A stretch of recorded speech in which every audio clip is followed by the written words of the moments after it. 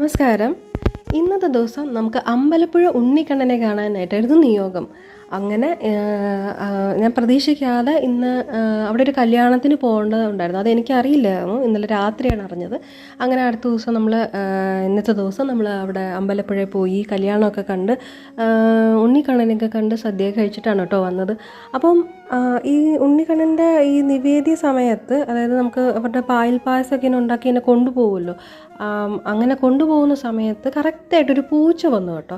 പൂച്ച വന്നിട്ട് ഇങ്ങനെ ആ അമ്പലത്തിലൊക്കെ ഇങ്ങനെ ചുറ്റി നടന്നു. അങ്ങനെ അങ്ങോട്ടേക്ക് ആ നടയിലൂടെ അങ്ങോട്ടേക്ക് പോകണുണ്ടായിരുന്നു. പിന്നെ എങ്ങോട്ട് പോയി എന്ന് കണ്ടില്ല. അപ്പോൾ ഈ പൂച്ചയെ കണ്ടപ്പോൾ എനിക്കൊരു കാര്യമാണ് ഓർമ്മ വന്നത്. ഞങ്ങളുടെ കുടുംബ വീട്ടിൽ വർഷങ്ങളായിട്ട് ആരാധിച്ചുകൊണ്ടിരുന്ന ഒരു കൃഷ്ണ വിഗ്രഹം ഉണ്ടായിരുന്നു. ആ കൃഷ്ണ വിഗ്രഹം എന്ന് പറഞ്ഞാൽ ഒരു ഉണ്ണിക്കണ്ണനാണ്, നിൽക്കുന്ന ഒരു ഉണ്ണിക്കണ്ണനാണ്. ആ ഉണ്ണിക്കണ്ണൻ്റെ രണ്ട് കയ്യിലും വെണ്ണയുണ്ട്. അതുപോലെ ആ ഉണ്ണിക്കണ്ണൻ്റെ ബാക്ക് സൈഡിൽ ഒരു പൂച്ചയാണ് കൂടെ നിൽക്കുന്നത്. ഈ ഒരു വിഗ്രഹമായിരുന്നു വർഷങ്ങളായിട്ട് പൂജ ചെയ്യുന്നത്. പക്ഷേ ഞാൻ വേറെ ഒരു വീട്ടിലും അങ്ങനെ കണ്ടിട്ടില്ല. ബാക്കി എല്ലായിടത്തും ഒരു ശ്രീകൃഷ്ണൻ്റെ വിഗ്രഹമോ അല്ലെങ്കിൽ ശ്രീകൃഷ്ണൻ്റെ കൂടെ ഒരു പശു നിൽക്കുന്നത് മാത്രമേ കണ്ടിട്ടുള്ളൂ.